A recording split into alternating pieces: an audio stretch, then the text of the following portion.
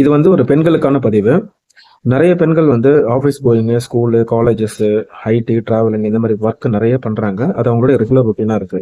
அந்த டைம்ல என்ன பண்றாங்கன்னா, நிறைய லேடிஸ் வெளியில டாய்லெட் யூஸ் பண்றதை அவாய்ட் பண்றாங்க. அவங்களுக்கு கம்ஃபர்டபுளாகவும் இல்லை.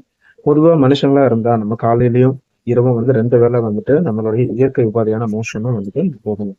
5 to 6 டைம்ஸ் வந்து யூரின் வந்து ஃப்ரீக்வெண்டா போகணும். நிறைய லேடிஸ் வந்து இதை பண்ணாம அன்கம்ஃபர்டபுளா இருக்குன்னு சொல்லிட்டு அவங்க வந்துட்டு வீட்டில தான் வந்துட்டு ரெஸ்ட் ரூம் யூஸ் பண்றாங்க.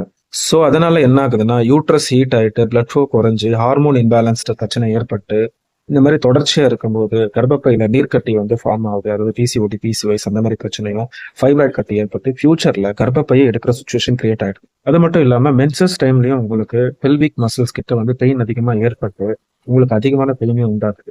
இதுக்கு முக்கிய காரணம்னா உங்களோட லைஃப் ஸ்டைல் தான். ஸோ இந்த மாதிரி வந்துட்டு உங்களுக்கு இன்ஃபர்மேஷன் தொடர்ச்சியா வேணும்னா நீங்க வந்துட்டு சப்ஸ்கிரைப் பண்ணுங்க, பெல் ஐக்கானை வந்து கிளிக் பண்ணுங்க. அப்பதான் நாங்க போடுற தொடர்ச்சியான வீடியோ உங்களுக்கு வரும். தேங்க்யூ.